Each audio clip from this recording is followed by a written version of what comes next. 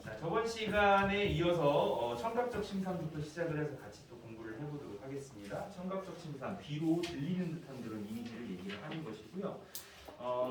보통 뭐 청각적부터 시작해서 나머지 감각들은 시에서 어떤 양념처럼 뿌려지는 어떤 감각이라고 보시면 돼요. 청각적 심상을 위해서 이 노래를 가지고 왔지, 이 시를 가져왔지만 이 시도 절반 이상의 시각이거든요. 그런 것들을 염두에 두시고 한번 찾아가면서 한번 시를 읽어보도록 하겠습니다. 지금부터 프린트에 있는 가난한 사랑의 노래, 이거 중학교 때 여러분들 뭐 앙송도 하고 그랬었다면서요, 그죠? 네. 요거 한번 읽어가면서 얘기를 한번 해보도록 하겠습니다. 일단 개별로 배경 지식 없이 한번 좀 읽어보세요. 기억을 한번 떠올리게. 자, 이거 하려고 가져가지고 소리가 잘 안 들어갈 것 같아서 이거 좀 키고 할게요. 좀 아이돌 같아요. 오. 촌스러워 보여.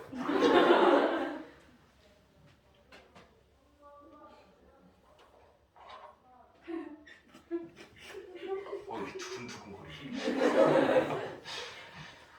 자, 요거를 낭송을 좀 하나 부탁을 좀 해볼게요. 현서가 한번 해보세요. 가난하다고 해서 외로움을 모르겠는가. 너와 헤어져 돌아오는 눈 쌓인 골목길에 새파랗게 잿빛이 쏟아지는데 가난하다고 해서 그리움이 없겠는가.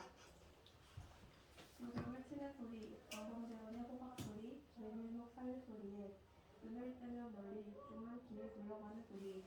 가난하다고 해서 그리움을 버렸겠는가. 어머님 보고 싶고 수없이 내어보지만 집뒤 등나무에 끝이감으로 하나 남았대. 울지 말고요. 새빨간 바람 소리도 그려보니까 가난하다고 해서 사랑을 모르겠는가.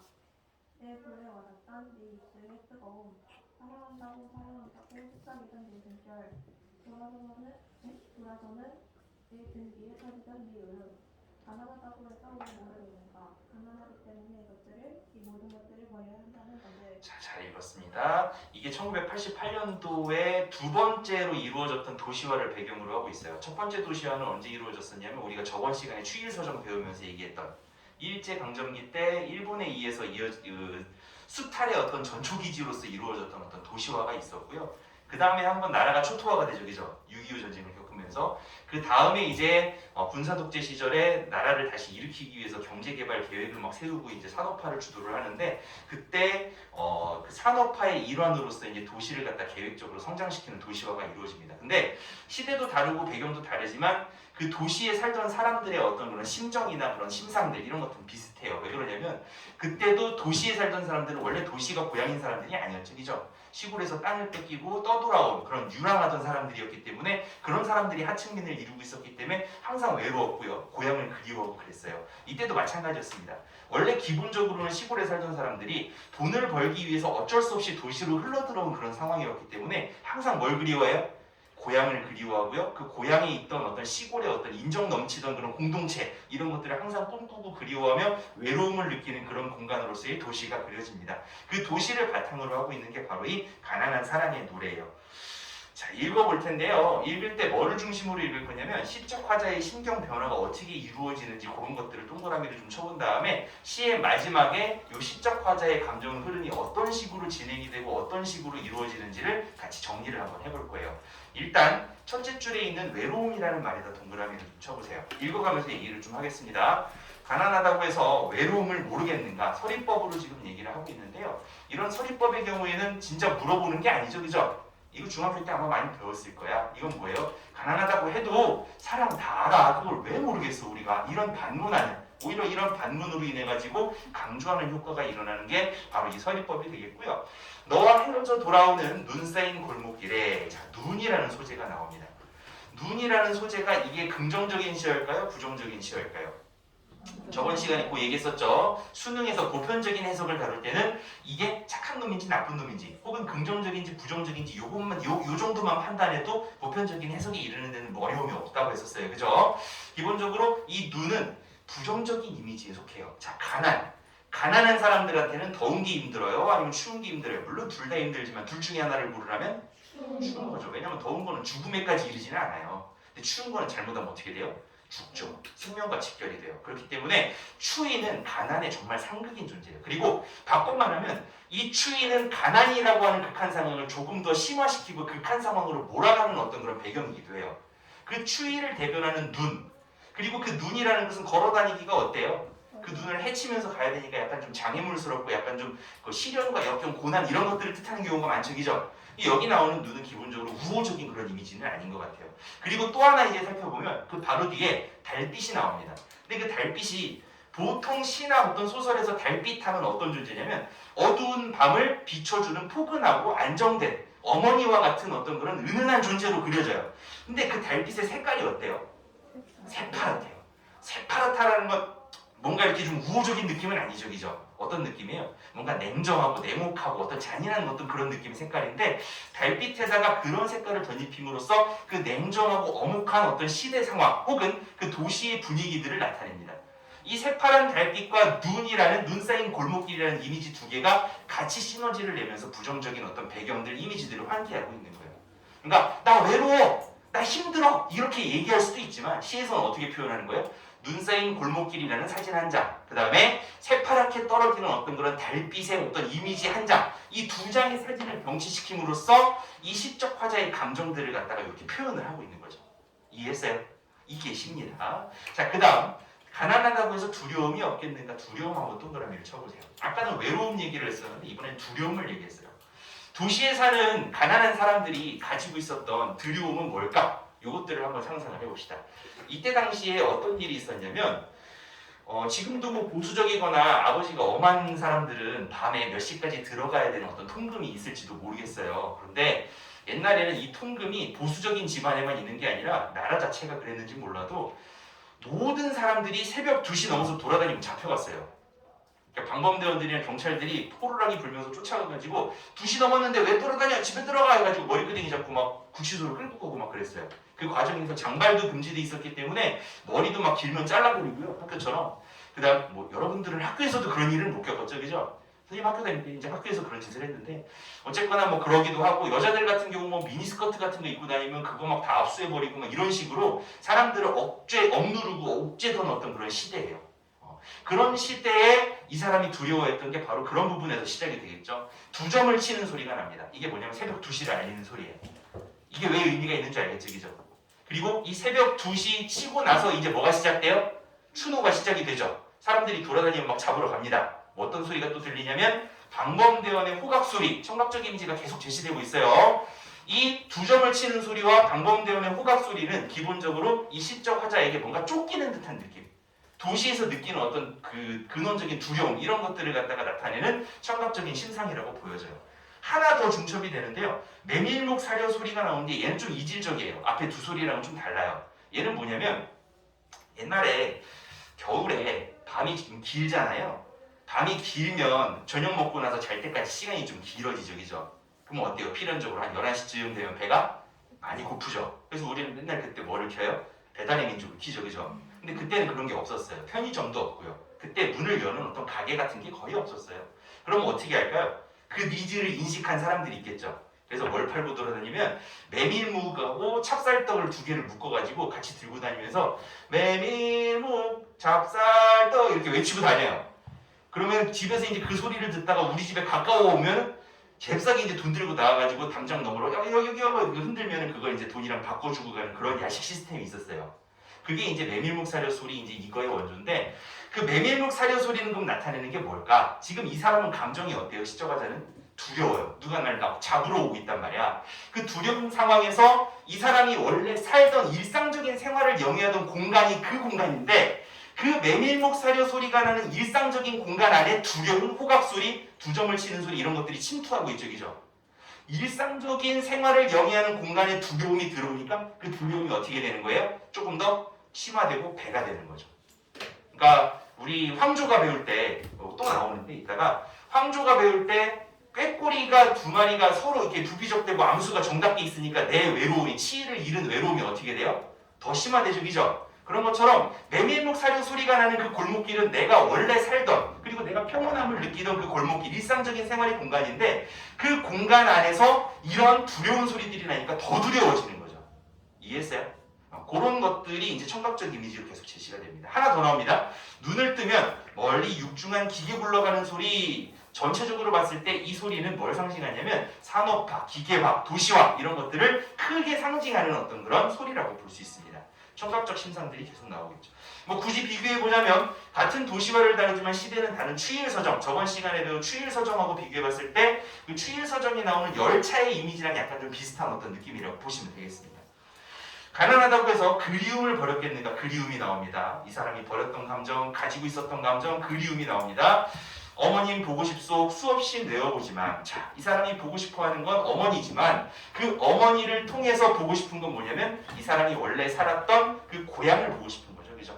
그 고향을 그리워하는, 그 고향을 잃은 것에 대한 상실감을 얘기를 하고 있습니다. 어머님은 그런 이미지예요. 집뒤 강나무에 까치밥으로 하나 남았어요. 까치밥이 뭔지 알죠? 감 다 따지 않고 뭐 하는 거야? 한두 개 정도 남겨두면 그게 이제 까치 먹으라고 남겨두는 거잖아요. 그죠? 고수레 하듯이. 그런 것들을 통해 가지고 얘기하고 싶은 건 뭐냐면 도시는 그런 거 있어요? 없어요? 일단 내가 감나무집 뭐 한다고 치면 그거 뭐 여유 있게 쥐 먹으라고 하나둘씩 남겨두고 이렇게 안 하잖아요. 그지? 도시는 깔끔하잖아요. 0이면 0이고 100이면 100인 거지. 그렇기 때문에 그런 인정 어린 풍습이 있던 그 고향, 어머님, 까치밥, 그 다음에 뭐 바람소리까지 해가지고 그 고향의 모습들을 여러 가지 사진으로 지금 보여주고 있는 거예요. 그 와중에 바람소리라고 하는 청각적 심상도 제시가 되고 있네요. 새빨간 감, 바람소리도 그려보지만 가난하다고 해서 사랑을 모르겠는가? 세 번째 감정이 나오는데 네 번째 감정이네요. 네 번째 감정이 나옵니다. 사랑입니다. 사랑. 내 볼에 와닿던 내 입술에 뜨겁대요. 진심인 거죠, 그죠? 진심으로 사랑하지만 헤어져야 하는 그런 상황들이 장면으로 제시가 됩니다. 자, 그렇다면 우린 지금 이미지를 공부하고 있으니까 내 입술에 뜨거움이 느껴졌어요. 이건 무슨 심상이에요? 이건 촉각적 심상이죠, 그죠? 사랑한다고 속삭이던 내 숨결, 이건 어때요? 숨결 하니까 촉각으로 느끼는 사람들이 있는데 숨결보다 더 중요한 게 뭐예요? 속삭이는 거죠. 그럼 뭘로 들리는 거야? 귀로 들리는 거예요. 이건 뭐에 가깝냐면 청각적인 심상에 가까운 그런 심상이라고 보시면 되겠습니다. 돌아서는 내 등 뒤에서 터지던 내 울음, 우는 모습을 보는 거면 시각인데 나는 어때요? 돌아섰어요. 돌아섰기 때문에 내 귀에 들리는 건 울음소리인 거죠, 그죠? 그럼 이것도 무슨 심상? 청각적 심상. 가난하다고 해서 왜 모르겠는가? 가난하기 때문에 이 모든 것들을 버려야 한다는 것을 마지막에는 안타까운 그런 마음들이 이 시적 화자에게서 느껴집니다. 그러니까 안타까운 마음까지 해가지고 전체 그 동그라미 쳤던 단어들을 쭉 이으면 이 사람은 처음에 외로웠고요. 근데 그 외로움을 가난 때문에 또 버리려고 했어요. 그리고 이 사람은 두려웠고요. 그 다음에 그리웠고요. 그 다음에 사랑했고요. 이 모든 것들을 가난 때문에 버려야 해서 마지막에 어땠어요? 안타까웠어요. 그러니까 시적 화자의 감정선이 그렇게 이제 변화를 합니다. 시적 화자의 감정의 흐름에 따라 제시된 어떤 이미지들이 어떤 종류인지 파악하면서 들여다보시면 이 노래가 왜 좋은 노래이고 또 교과서에까지 소개할 정도로 절창으로 얘기를 하는지 우리가 알 수 있을 것 같아요. 자, 하나 더 보겠습니다. 그 다음에는 미각적 심상입니다. 미각적 심상은 여러분들이 아시는 것처럼 입에서 느껴지는 거예요. 혀를 통해서 맛을 보는 듯한 어떤 이미지로 제시가 되는 거고요. 이 미각적 심상이 줄을 이루는 시는 생각보다 찾기는 쉽지는 않아요. 그러니까 이것도 거의 대부분 시각적 심상이나 청각적 심상으로 줄을 이루고요. 그 와중에 미각이 조금 나옵니다. 조금 나오는 부분이 어딜지 생각하면서 한번 정지용의 고양이라는 시를 한번 읽어보도록 하겠습니다. 각자 한번 좀 읽어보세요.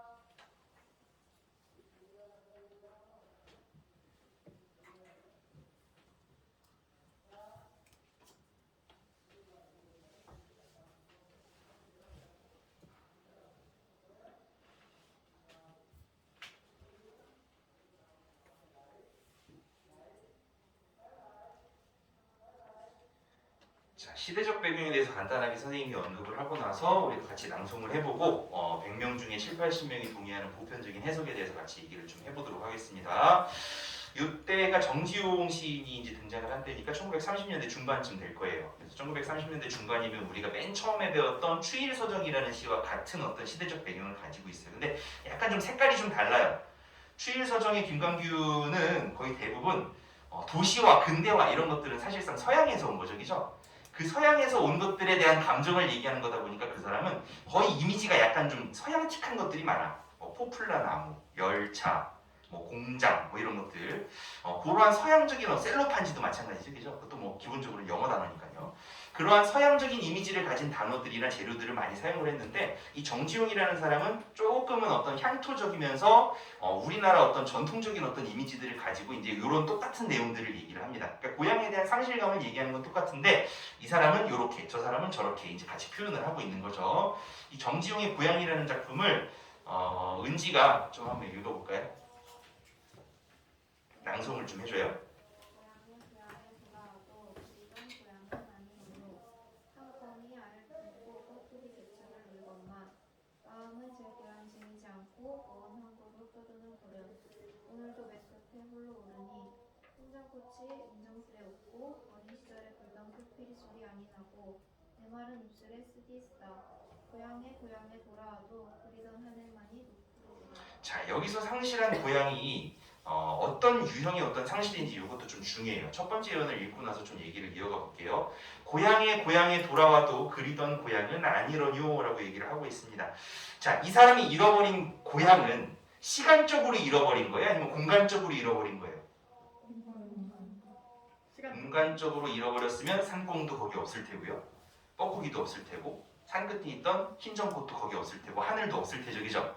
공간은 어때요? 그대로 있어요. 자연으로 상징되는 고향이라는 공간은 그대로 있습니다.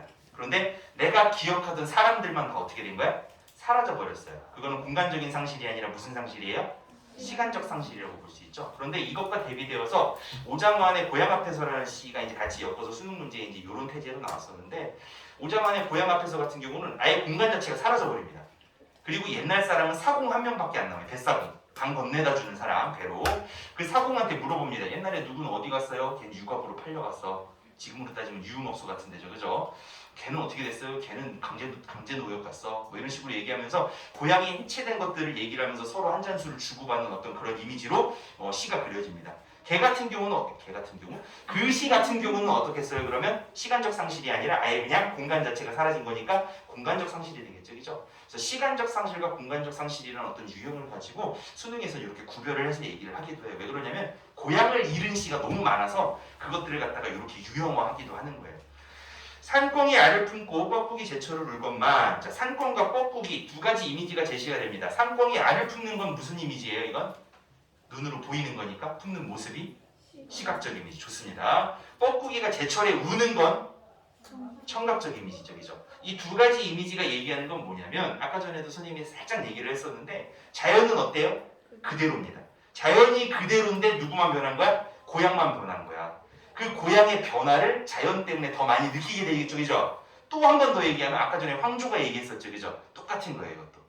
황조가 같은 경우 그 두 마리 새가 그 애정 행각을 버림으로 인해 가지고 내 외로움이 심화되는 것처럼 자연이 그대로 있기 때문에 옛날에 보던 자연이 그대로 있기 때문에 내가 잃어버린 고향에 대한 어떤 애틋함이나 상실감이 더 심화되는 어떤 그런 구조로 되어 있습니다. 여기만 그런 게 아니라 뒤쪽에서 한 번 더 노출이 돼요. 마음은 제 고향 지니지 않고 먼 항구로 떠도는 구름. 두 장의 그림이 더 겹쳐집니다. 항구가 하나 있고요. 그 다음에 구름이 하나 있어요. 구름부터 살펴보면 고개 들어서 여기 잠깐 보세요. 구름 같은 경우는 여기서는 구름은 어때요? 바람이 불면은 얘는 지가 가고 싶은 대로 가는 게 아니라 바람이 불면은 이로 갔다 저리 갔다 이제 남에 의해서 떠도는 인생이죠, 그죠? 그럼 유랑의 이미지로 나타낼 때 구름이라는 것은 그런 이미지로 그려져요. 항구는 어때요? 트로트 가사라든지 드라마 같은 데서 항구, 역, 터미널 이런 데 나오면 대부분 뭐 하는 장소예요? 이별하거나 아니면 고향을 떠나거나 이런 장소로 나오죠, 그죠? 그 항구가 가지고 있는 그런 이별과 상실의 이미지, 고향을 상실한 어떤 그런 이미지, 그 다음에 구름이 가지고 있는 정처 없이 떠도는 유랑의 이미지 두 개가 겹쳐져서 이 시적 화자가 잃어버린 고향을 어떻게 생각하고 있고 어떤 마음으로 삶을 살고 있는지를 적절하게 보여주는 어떤 사진 두 장이 나오는 거죠. 이해했어요? 아까 전에도 얘기했지만 시라는 것은 그냥 구구절절하게 내 감정을 얘기하는 게 아니고 내 감정을 잘 보여줄 수 있는, 그리고 그 감정에 잘 공감할 수 있는 어떤 그림이나 어떤 소리라든지 맛이라든지 뭐 이런 것들을 통해 가지고 장면, 이미지를 제시해 주는 게 바로 이 좋은 시다라고 얘기를 하는 거잖아요. 그죠? 이 정지용이라는 사람은 모더니스트의 어떤 대표격인 사람이기 때문에 그러한 것들이 굉장히 충실하게 시를 지었음을 알 수 있죠. 오늘도 맥끝은 산꼭대기거든요. 산꼭대기에 홀로 오르니 왜 올랐을까요? 이 사람 지금 뭘 찾아서 헤매고 있어요? 어디 흔적 없나? 내가 옛날에 살던 어떤 고향의 흔적 없나? 막 찾고 있죠, 그죠? 찾다 못 찾으니까 어디까지 가는 거야? 거기까지 가는 거예요. 거기까지 갔는데도 거기도 뭐밖에 없어요? 흰 점꽃만 인정선에 묻고 있는 거죠. 흰 점꽃은 아까 전에 나왔던 산꽁하고 뻐꾸기하고 비슷한 어떤 개념이라고 보시면 됩니다. 여전히 변함없는 자연. 어린 시절에 불던 풀피리 소리가 많이 났어요. 소리가 안 났다고 해서 청각적 심상이 아닌 건 아닙니다. 풀필이 소리를 재료로 하고 있기 때문에 얘도 청각적 심상이라고 보시면 돼요. 그래서 청각적 심상을 가지고 고양이에 대한 어떤 상실감을 다시 한번 얘기를 하고 있고요. 여기서 이제 나옵니다. 메마른 입술에 쓰디 쓰다 써요. 입에 써요. 이 무슨 심상이에요 그럼? 미각적 심상이죠. 고양이에 돌아와도 그리던 하늘만이 높으구나 이런 것들 뭐라고 했었죠? 머리 숫자에다가 꼬리 밑자를 써가지고 앞뒤가 똑같은 거 뭐예요? 수미상관이라는 말 중학교 때 배웠을 겁니다. 약간 달라지는 그 부분에 하늘이라는 시어가 또 나와요. 이 하늘도 뭐랑 또 연결이 되겠어요? 아까 전에 얘기했던 산꿩, 뻐꾸기, 흰점꽃과 같은 자연을 상징하는 변함없는 자연인 거죠. 그죠? 마찬가지로 얘도 시적 화자의 고향에 대한 상실감을 심화시켜주는 존재로 존재를 하는 겁니다. 그렇게 해서 고향을 잃어버린 시적 화자의 상실감을 노래한 고향이라는 시를 봤고요. 자, 마지막으로 하나만 더 보도록 하겠습니다. 후각적 심상이 도드라지는 박목월의 나그네라는 시입니다. 굉장히 짧은 시니까 부담 갖지 말고 한번 읽어보도록 하세요.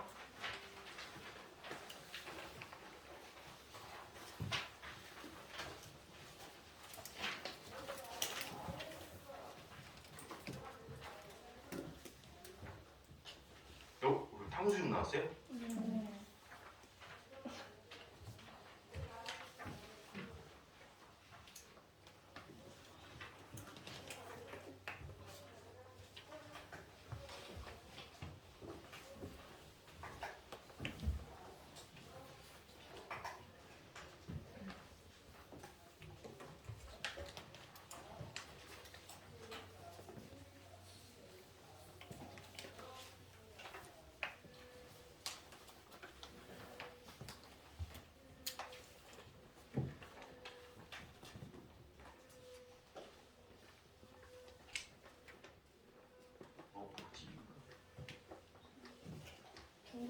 아,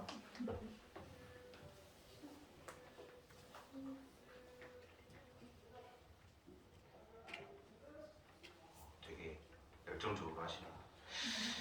자, 같이 한번 낭송을 해보고 시작합시다. 이건 이제 시대적 배경이 1940년대쯤 돼요. 나그네라는 시인데요. 이걸 얘기하기 전에 박목월이라는 사람이 어떤 사람인지 얘기를 조금 하고 시작을 해야 될 것 같아요. 1940년대에 박목월이라는 사람이 등장하게 된 배경이 정지용의 추천으로 등장을 합니다. 그러니까 약간 정지용의 제작벌 되는 사람이에요. 근데 이 박목월하고 같이 등장한 사람들이 누가 있냐면 이거는 이제 상식선에서 잘 들어두시면 나중에 다른 이름들도 수능이라든지 뭐 여러 가지 문제들을 보게 될 거예요.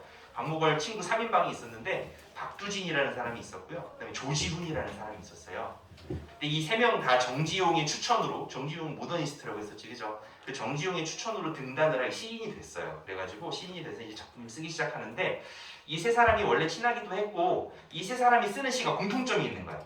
저번 시간에 선생님이 한국 문학의 어떤 가지고 있는 유전자를 얘기할 때 조금 마음에 안 들지만 양반들의 어떤 문학에서 도드라졌던 유전자가 있다라고 하면서 설명했던 그거 있죠, 그죠? 자연물이 많이 등장을 해요. 그리고 자연 친화적이고 자연 속에다가 어떤 가치관을 녹여내서 얘기하는 걸 좋아한다라는 얘기했던 거 기억나요? 그 유전자를 현대시에서 물려받은 사람들이 이 세 사람이에요. 바꿔 말하면 이 세 사람의 작품에는 각자 경향은 조금씩 다르지만 어떤 주제들이 등장을 하냐면 자연이라고 하는 소재가 계속해서 반복적으로 등장을 하면서 자신들의 어떤 말하고자 하는 바, 자신들이 표현하고자 하는 이미지들을 형상화해 나갑니다. 박목월이라는 사람은 어떤 특성이 있냐면 약간 좀 향토적이에요. 그리고 전통적이고 약간 좀 쉽게 말하면 좀 촌스러운 이미지들을 좀 사랑하는 사람이에요. 조지훈이라는 사람은 박목월하고 좀 다르게 좀 고상하고 우아한 어떤 양반적인 어떤 취향을 가지고 시를 쓰던 사람이에요. 예를 들면 한복의 곡선이라든지 뭐 버선의 아름다움이라든지 뭐 기와집의 아름다움, 한시의 아름다움 이런 것들을 가지고 그 시를 쓰는 사람이었고요. 박두신이라는 사람도 자연물을 다루긴 다루는데 이 사람은 기독교적 어떤 상상력을 가지고 자연물로 상징을 만들어서 쓰는 어떤 그런 시를 즐겨 썼던 사람이에요. 어쨌거나 공통분모는 자연이라는 공통분모를 가지고 있기 때문에 이 세 사람이 공동 시집을 내는데 공동 시집 이름이 청록집이었고요. 청록, 뭐 청색이니까 자연을 어떤 상징하는 어떤 이미지를 가지고 있는 거죠. 그 청록집을 같이 낸 계기로 사람들이 이 사람 셋을 갖다가 뭐라고 부르냐면 청록파라고 부릅니다. 여기까지 이해했어요? 청록파라는 말 여기저기서 많이 들어봤을 텐데 그런 맥락을 가지고 있는 말이에요. 박노걸의 시가 어떤 의미인지 같이 한번 해석하면서 보도록 하겠습니다. 이거 아직 안 읽었으니까 채영이가 좀 한번 낭송 좀 해줄까요?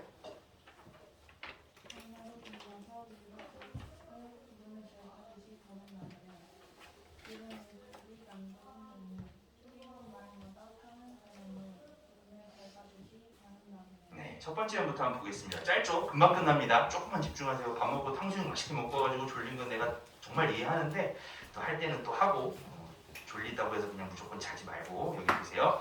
강나루 건너서 밀밭길을 이라고 짧게 얘기를 합니다. 자, 강나루를 건넜어요. 강은 약간 파란색이죠, 그죠?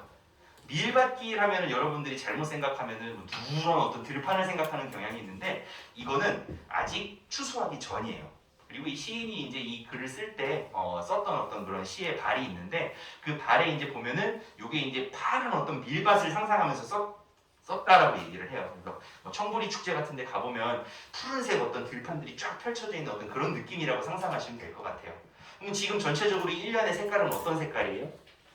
파란색, 푸른색 뭐 이런 것들이겠죠. 그죠? 그 색깔을 갖다가 1년에다 더 씌워두시고 2년으로 넘어가 봅시다. 구름에 달 가듯이 가는 나그네. 가장 유명한 지점이죠. 그죠? 여기가. 원래는 달이 그냥 가만히 있고 구름이 가는 거예요. 그죠? 원래는 그거야. 근데 이걸 바꾼 거야. 왜 우리 버스 같은 거 타면 터미널에서 나는 가만히 있는데 저 차가 가는데 내가 가는 걸로 막 잘못 느낄 때 가끔 있죠. 그죠? 그런 느낌이라고 보시면 돼요. 그래서 구름에 달이 가는, 원래는 달에 구름이 가는 건데 구름에 달이 이렇게 천천히 가듯이 가는 그런 모양으로 나그네가 가는 모양을 얘기를 합니다. 그럼 이 나그네는 뭔가 이렇게 목적이 있어가지고 가는 게 아닌 것 같죠. 그죠? 목적이 있어서 가는 거면 이렇게 가면 안 돼. 구름에 달 가듯이는 엄청 천천히 가는 거잖아요. 그죠? 그리고 정처 없이 가는 거고 약간 어떻게 보면 약간 좀 떠돌아다니는 어떤 그런 이미지가 있어요. 그리고 나그네라는 말 자체가 뭔가 이렇게 목적이 있어가지고 빨리빨리 가는 게 아니라 뭔가 이렇게 정처 없이 떠들고 유랑하는 이미지가 있죠. 그죠? 그리고 고독하고 뭔가 쓸쓸하고 약간 그런 느낌들이 더 씌워져 있는 느낌이기 때문에 요 시의 전반적인 어떤 기조를 요 연을 통해 가지고 우리가 확인할 수 있을 것 같아요. 길은 외줄기래요. 길이 막 여러 갈래 있고 막 다른 길이랑 만나고 그래서 안 외로웠으면 좋겠는데 아까 전에 나그네는 고독하고 쓸쓸한 이미지였는데 길만 둬도 어떤 길이야? 다른 길하고 만날 가능성이 없는 외줄기 길이야. 얘는 처음부터 끝까지 어떻게 가는 거예요? 혼자 가는 거죠. 그죠? 고독해요. 남도 300리라고 얘기를 합니다. 이게 이제 시를 썼을 때 초반에는 남도 800리라고 썼었대요. 근데 요 800리라고 썼다가 왠지 8이라는 숫자가 우리 민족의 전통적인 어떤 정서랑 잘 안 맞아떨어지는 거야. 8은 누가 좋아해요? 1부터 10까지 숫자 중에 8 고를 사람들이 누구죠? 중국 사람들이 8 되게 좋아하죠. 그죠? 약간 우연의 일치인가? 그럼 8 좋아하는 숫자는 우리는 8을 별로 안 좋아해요. 우리 몇 좋아하죠? 홀수 좋아하죠. 1, 3, 7 뭐 이런 거 좋아해요. 그죠? 5는 별로 안 좋아하는 것 같아. 그래서 3이나 7, 뭐 가위바위보를 해도 항상 몇 판을 해요? 3세판이죠. 아니 뭘 해도 3번을 하는 걸 되게 좋아하는데 그러다 보니까 이 3이라는 숫자를 갖다가 우리 민족이나 우리 어떤 저변에 흐르는 무의식 속에 전통적인 특질을 더 잘 보여줄 수 있는 숫자가 아닐까 하고 그렇게 바꿨대요. 그래서 300이라고 얘기를 합니다. 그럼 이건 실제적인 거리가 아닌 거죠. 그죠? 추상적인 거리고요. 우리 마음속에 있는 어떤 전통적인 어떤 그런 느낌들을 자아내는 그런 거리라고 볼 수 있습니다. 자, 그 다음 사연입니다. 술 읽는 마을마다 타는 저녁놀이라고 얘기를 하고 있습니다. 자, 술 읽는 마을마다 술이 읽는 걸 어떻게 알아요? 눈으로 봤을까? 못 봤어요. 이 사람 지금 밀밭 사이 길을 걸어가고 있잖아요. 그죠? 술이 읽는 걸 어떻게 알았을까요? 저쪽 마을에서. 그렇죠. 거기서 이제 뭐가 나오는 거냐면 후각적인 이미지가 나오는 거예요. 술 읽는 마을마다 타는 저녁놀이래요. 아까 전에 1년에서 우리 이 장면을 어떤 색으로 칠해놨었죠? 지금? 파란색으로 칠해놨었죠. 그죠? 초록색이든 파란색이든 약간 그 청색이 이미지였는데 그 청색이 이미지에다가 겉에다가 뭘 씌우는 거예요? 붉은색, 주황색, 뭔가 이렇게 강렬한 어떤 그런 붉은색 계열의 어떤 색상을 더 씌우고 있어요. 그 두 개를 대비시키면 그 두 색깔이 선명하게도 살아나겠죠, 그죠? 타는이라는 말에서도 그렇고 그 선명한 색에 대비해서도 그렇고 이 나그네는 마음속에 뭐가 있는 것 같아요? 울분, 한, 뭐 쓸쓸함, 체념 이런 것들이 있는 것 같아요. 그런 나그네의 심정, 나그네의 마음, 나그네의 감정을 이렇게 색깔 두 개를 병치시켜 놓음으로써 여러 가지로 지금 나타내주고 있는 거죠. 구름에 달 가듯이 가는 나그네 또 나왔네요. 앞에 나온 게 또 뒤에 나왔으니까 머리 숫자에 꼬리 밑자를 써서 뭐라고 해요? 수미상관이라고 하죠. 그죠? 그래서 수미상관이라는 구조까지 여러분들이 챙겨두시면 될 것 같습니다. 박목월의 나그네가 처음 나왔을 때 비판을 엄청 받았어요. 이거 1940년대 초반시라고 했었죠. 그죠? 1940년대 초반이면 우리나라가 어떤 때예요? 1945년에 우리가 광복이 됐거든요. 광복되기 전까지 일제가 발악을 하죠. 태평양 전쟁 일으키고 진주만 쳐들어가고 막 뭐 대동아 공영이니 뭐니 해가지고 동남아에서 막 전쟁하고 우리나라에서 숟가락까지 다 긁어가요. 전쟁 물자로. 그런 오목한 시대였어요. 이때 변절 안 하고 남아있던 사람들이 다섯 손가락에 꼽아요. 문인들 중에, 지식인들 중에. 그때 당시 유명했던 사람들 다 변절합니다. 정지용 변절하고요. 친일이에요, 친일. 의용군 모집하는데 그때 의용군이면 일본군이잖아요, 그죠? 일본군 모집하는데 이 사람이 직접 글을 씁니다. 이광수, 춘원 이광수 이쪽이죠. 현대소설을 제일 처음으로 만든 사람. 그 사람도 변절하고요. 미당 서정주부터 시작을 해서 그 당시 이름만 대면 알 것 같은 모든 시인들, 소설가들, 문인들이 다 변절해요. 변절 안 하고 남은 사람들을 여러분이 기억하는 거야. 누구예요? 우리가 제일 시인하면 가장 먼저 떠오르는 사람. 중국 사람들이 자기네 사람이라고 우기는 사람. 윤동주. 그 시대를 살았지만 변절하지 않은 사람. 또 누구 있어요? 이육사. 죄수번호족이죠. 강력한 분이 있어요. 그분이랑 또 이 충록파 시인들도 끝까지 변절하지 않아요. 그래서 이 사람이 칭송을 받을 만한데 이때 당시에 어떤 악플을 받냐면 야 우리나라 지금 상황 봐라. 야 술을 만들려면 네가 소재로 지금 술을 썼는데 술을 만들려면 곡식이 남아돌아야 돼. 왜냐면 술 하나 만들려면 곡식이 엄청나게 많이 들기 때문에 먹을 게 남지 않으면 술을 만들 수가 없어요. 근데 술이 익는다잖아 마을에. 근데 그 당시에 마을의 모습은 숟가락까지 다 뺏겨가지고 막 초근 높이 벗겨가지고 먹던 시절이거든. 그런 시절에 술을 얘기한다고? 너 지금 현실 감각이 있는 거야 없는 거야? 네가 지식인으로서 이렇게 현실 도피를 하니까 우리나라가 이 모양인 거 아니야? 라고 하면서 비판을 막 악플을 막 달았단 말이야. 근데 후대의 사람들이, 후대의 학자들이 이걸 공부하고 이걸 다시 해석하면서 어떤 의미를 부여했냐면 이건 그런 게 아니다. 원래 있어야 할 현실을 지금 얘기하는 거다. 일본 때문에 왜곡돼서 그런 현실을 우리가 겪고 있었지만 일본이 없었다면, 일제강점기가 없었다면 농촌에서 있어야 할 현실, 당위적인 현실을 그리고 있는 거고 앞으로 우리가 이런 모습으로 돼야 된다는 당위적인 현실을 얘기하고 있는 거기 때문에 이건 현실을 외면했다고 말하기 어렵다라고 지금은 해석을 해요. 그래서 만약에 얘들을 수능이라든지 모의고사에서 보게 되면 아마 지금 선생님이 하는 해석과 설명이 보기로 이렇게 나오고 뭐 있어야 할 현실, 뭐 당위적 현실 이런 말이 나온 다음에 그거에 준한 해석들이 밑에서 이제 답으로 고르는 식으로 이제 출제가 많이 될 거예요. 무슨 소리인지 알겠죠? 그래서 요 시가 현실을 외면한 시가 아니라 그 당시 없었던 원래 있어야 했던 그런 현실을 얘기한 그런 것들을 노래한 어떤 시다라는 것들을 우리가 알고서 이 시를 해석을 하면 조금 더 낫지 않을까라는 생각을 합니다.